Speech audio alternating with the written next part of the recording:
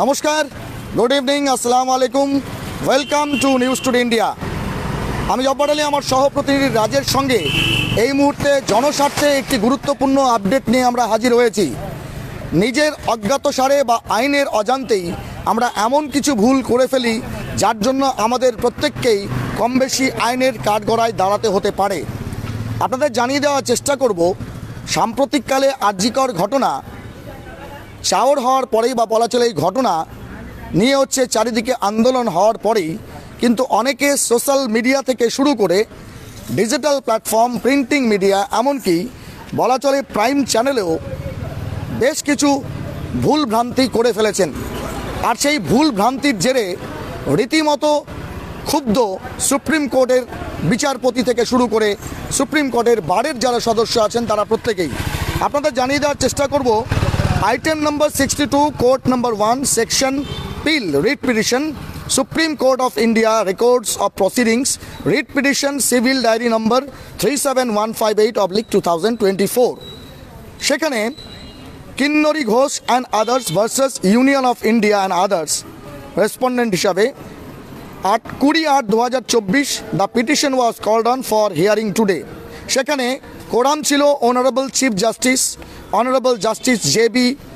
পারদিওয়ালা এবং honourable justice Manoj Mishra, এবং পিটিশনারের পক্ষে মিস্টার নিখিল মাজিথিয়া অ্যাডভোকেট এবং mister Rishi Kumar Singh Gautam AOR। For respondent upon hearing the counsel of court made the following order. যেটা আপনাদের জানানোর চেষ্টা করব, হয়তো আপনারা জানেন খুন, ধর্ষণ বা কমিউনাল ভায়োলেন্স তৈরি হতে পারে এই ধরনের কোনো ঘটনা সম্প্রচার করার আগে 100% সংবাদ মাধ্যম থেকে শুরু করে সাধারণ মানুষকে সচেতন হতে হবে। কারণ সোশ্যাল মিডিয়াতে আমরা কোনো ছবি বা কোনো পরিচিতি যদি ছড়িয়ে দিয়ে সেটা আমাদের দেশের জাতীয় সংঘ থেকে বিনষ্ট করে, তাহলে সেটা আপনার জন্য আইনগত দিক থেকে কাল হতে পারে। অনেকেই আমাদের একাধিকবার প্রশ্ন করেন, আপনারা সেই ছবিটা দেখাচ্ছেন না কেন? আপনাদের জানিয়ে দিই, সেই কথার রেস ধরেই কিছু এথিক্যাল ভ্যালু এবং তার পাশাপাশি সুপ্রিম কোর্টের কিছু নিয়ম মেনেই আমাদেরকে সে কাজগুলো করতে হয়। কি রয়েছে সেই অর্ডারে আপনাদের জানানোর চেষ্টা করব। অভয়া হোক বা নির্ভয়া কাণ্ড বা তিলোত্তমা কাণ্ড, সেই কাণ্ডে যে জঘন্যতম বা ঘৃণ্য অপরাধ দুষ্কৃতীদের দ্বারা করা হয়েছে, যিনি এই ঘটনার ভিকটিম, তার ছবি, তার নাম, তার আত্মপরিচয় বা তার পারিবারিক পরিচয় কখনোই কোনো সংবাদ মাধ্যম বা সোশ্যাল মিডিয়া জনসক্ষমে প্রকাশ করতে পারে না। বরং বকলমে সেখানে বলা যেতে পারে তার ছদ্মনাম বারবার ব্যবহার করতে হবে, যাতে তার পরিচিতি সমাজের সামনে না আসে। আপনাদের জানিয়ে দিই, এই ঘটনার পরিপ্রেক্ষিতে রীতিমতো কোর্টের পক্ষ থেকে, দেশের সর্বোচ্চ আদালত সুপ্রিম কোর্টের পক্ষ থেকে সর্বসাধারণ থেকে শুরু করে সমস্ত prime channel, print media, social media থেকে সোশ্যাল প্ল্যাটফর্মকে কিন্তু সতর্ক করে দেওয়া হয়েছে এবং কিছু ডিরেক্টিভস বা কিছু বলা চলে নির্দেশিকা কিন্তু দেওয়া হয়েছে। কি রয়েছে সেই নির্দেশিকায় আপনাদের জানাবো। The grievance which has been urged in the writ petition under Article 32 of the Indian Constitution, which has been instituted by members of the bar, is that following the murder coupled with an alleged rape which took place at Arjikor Medical College and Hospital, Calcutta, the name of the deceased and related hashtag have been widely disseminated on electronic and social media platforms including Meta (Facebook) and Instagram, Google, that is YouTube, and X, formerly Twitter.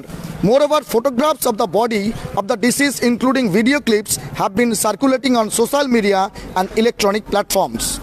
Plainly, this is in violation of the directives of the court in Nipun Saxena and others versus Union of India and others.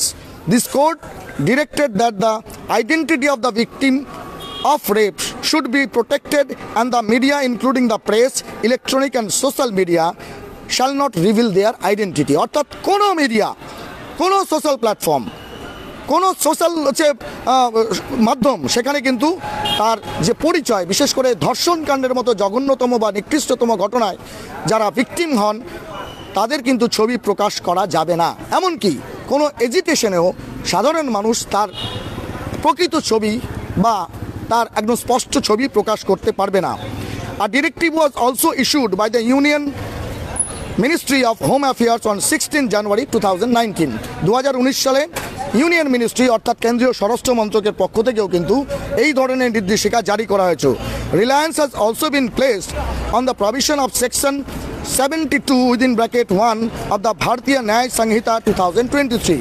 এবং এই বিষয়টা কিন্তু বর্তমানে কেন্দ্রীয় সরকারের পক্ষ থেকে যে নতুন সিভিল কোড তৈরি করা হয়েছে ভারতীয় ন্যায় সংহিতা 2023, তাতেও কিন্তু এই বিষয়টিকে স্পষ্ট করে বারবার উল্লেখ করা হয়েছে।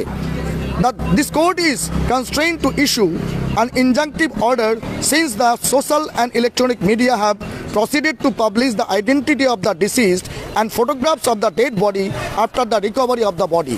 সেক্ষেত্রে সেই অবশ্যই নির্যাতিতা বা বলা চলে ভিকটিম আমরা যাকে বলি আমাদের ভাষায়, তার মরদেহ বা বলা চলে তাকে উদ্ধার করার পর তার শবদেহের ছবি বিভিন্নভাবে কিন্তু প্রকাশ করেছে বিভিন্ন জায়গায়।